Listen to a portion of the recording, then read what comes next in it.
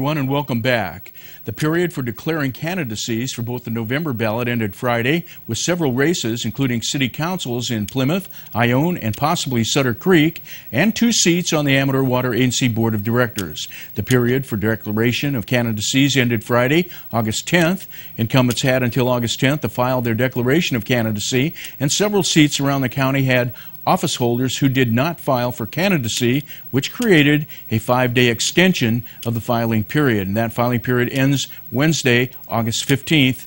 In Ione, Councilwoman Andrea Bonham did not file her candidacy, extending the filing period. And those filing candidacies included incumbent Councilman David Plank and challengers Dale Hanley and Patrick Wart. An election technician said Oral Custer also took out the candidacy filing papers but had not returned them as of 5 p.m. Friday.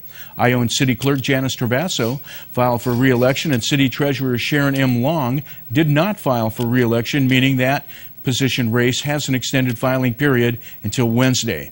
James Nevin filed his candidacy papers for Ione City Treasurer. Nevin is a member of the group Voice in Ione, which led a failed recall election against Plank in February. Haney was a certified replacement candidate on the recall ballot. 4 people have filed for Plymouth City Council, while incumbent councilwoman Patrick J. Shackleton has not filed for re-election, making a race in Plymouth on the November 6th ballot. Plymouth Councilman John Colburn and Councilman Greg Baldwin filed their candidacies and face a runoff for 3 seats with Hendrick Hirschevart. Peter Taylor and Jason Ralphs. Gary Colburn also took out papers but had not filed by Friday. City Treasurer M. Susan Hatley also declared her candidacy unopposed, as did City Clerk Gloria Stoddard. There will also be a race for 3 seats on the Sutter Creek City Council, as Councilman Gary R. Wooten has not filed candidacy. Those who did file are Mayor Pro Tem, Councilwoman Sandy Anderson, and Councilman Tim Murphy, who faced Robin Peters, currently a Sutter Creek Planning Commissioner, in the 3-seat race, unless no one else files by Wednesday. Official nomination papers for eligible candidates to file for any of the elective offices may be obtained from city clerks or the county elections office. Non-incumbents may file nomination papers by 5 p.m. Wednesday, August 15th, in the respected extended races in which an incumbent did not file. Those interested in filing for offices should contact the election department at 209-223-6465 for additional information. Our County Water Agency Board of Directors will have 2 director positions on the ballot, with terms expiring for District 2 Director and Board President Gary E. Thomas and District 3 Director Rich Farrington. Both filed declarations of candidacy and face opponents. In District 2, Thomas will face James Ulm, former Ione councilman and a replacement candidate in the failed recall election of David Plank. Farrington will face Gabe A. Gottstein in District 3. The races were closed with their filing of declarations of candidacy as of Friday, August 10th. Amador County Unified School District Board of Trustees had 2 seats expiring, and both trustees filed their declarations of candidacy without opposition. Trustee Mary Walzer filed in Trustee Area 4, and President Trustee Waller Upper filed in Trustee Area 5. Amador City Council incumbents filed for re-election with no challengers, those being John Swift, Michael Brown, and Aaron Brusatori.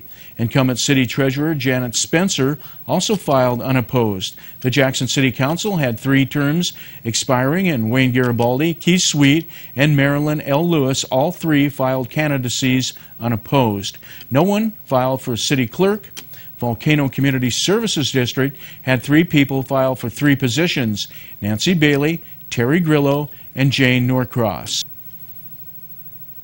Ione City Council placed as many as 74 delinquent sewer bills on the Amador County tax rolls for collection of more than $40,000 in unpaid municipal sewer bills. The Ione City Council on Tuesday approved sending the delinquent bills to the county for the 74 bills minus some that had been paid up.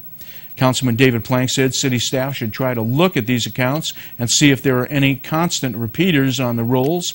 City Manager Edwin Pattison said he needs to research the issue, but the city may want to try to do this more frequently, such as once a quarter. He said the delinquent sewer bills are placed on the county property tax rolls and collected there.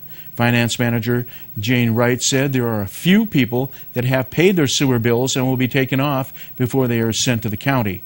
The bills total $40,376 for services provided for the period of July 2011 through July 2012.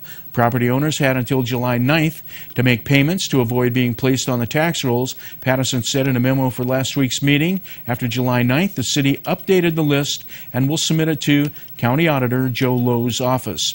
Patterson said the city must submit a resolution authorizing placement of the assessment on the tax roll with the list and outstanding balance. The council approved the resolution unanimously. Amador County-based Renwood Winery announced plans for big change fermenting, where the new owners are launching new wines, packaging, and a tasting room. Renwood publicist Jamie Labanco released details last week saying that big changes are afoot at Renwood Winery, one of California's most renowned producers of Zinfandel. Since acquiring the winery in August 2011, its new international investors and chairman, Alejandro Olganeri, have spearheaded a comprehensive upgrade of Renwood's wine portfolio, its product packaging, and its tasting room, which will be a unique state-of-the-art venue when it debuts late September. During renovations, Renwood is hosting guests in temporary quarters. The new tasting room has been completely redesigned to feature several outdoor tasting areas, complete with fire pits. It will also have a large room with a fireplace for private tasting and other events, and a handsome new tasting bar, Labanco said. Walnut facades, comfortable couches, leather club chairs, and low wooden tables give the space the feel of a chic yet casual resort club lounge, she said. Hostesses and hosts will attend the guests' every need. Visitors to Renwood will enjoy a varied menu of tour and tasting options, included seating flight taste of the winery's diverse Zinfandels and specialty wines. The tasting room will also feature olive oils produced by affiliated companies in Argentina and Uruguay, along with locally made cheeses, fruits, and foodstuffs.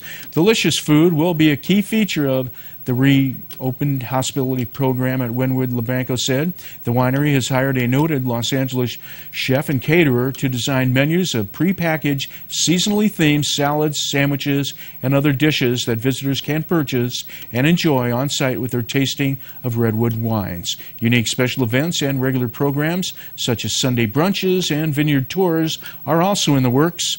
Winery President Ben Cohen said Renwood is dedicating itself to making the finest Zinfandels possible, and its superb 2010 vintage showcases our commitment to that goal. They also intend to provide guests with unparalleled service to achieve those ends. And Renwood is collaborating with several renowned wine consultants to innovate new techniques for optimizing grape growing and winemaking practices, and has enlisted hospitality experts to extensively train its new tasting room staff. Cohen said, our new investors are deeply committed to investing in our wine, our local community, and the great promise of Amador wine. Service last week expanded fire restrictions to cover the entire El Dorado National Forest beginning August 10th due to hotter and drier conditions. Wood fires and charcoal barbecues are restricted to designated recreation sites, and other fire-related activities will be prohibited until forest and weather conditions change significantly. Designated areas include campgrounds and picnic areas as listed on the El Dorado Forest website.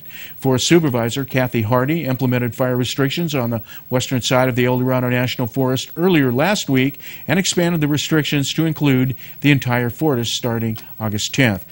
Hardy said the significant small fires at higher elevations demonstrated that vegetation has dried up very quickly and conditions are expected to be drying. A list of the designated exemption recreation sites is on the El Dorado National Forest website. Acts prohibited within the El Dorado National Forest through the end of the 2012 fire season include building, maintaining, attending, or using a fire, campfire, or stove fire, except within the stoves and fire rings provided in designated recreation sites. Smoking is also prohibited except on in an enclosed vehicle or building or at a developed recreation site or while stopped in an area at least 3 feet in diameter that is barren or cleared of all flammable material. Welding or operating acetylene or other torch with an open flame is also prohibited, as is operating or using any internal or external combustion engine without a spark arresting device properly installed and maintained in effective working order. People exempt from the order are people with a permit from the Forest Service specifically authorizing the otherwise prohibited act or omission.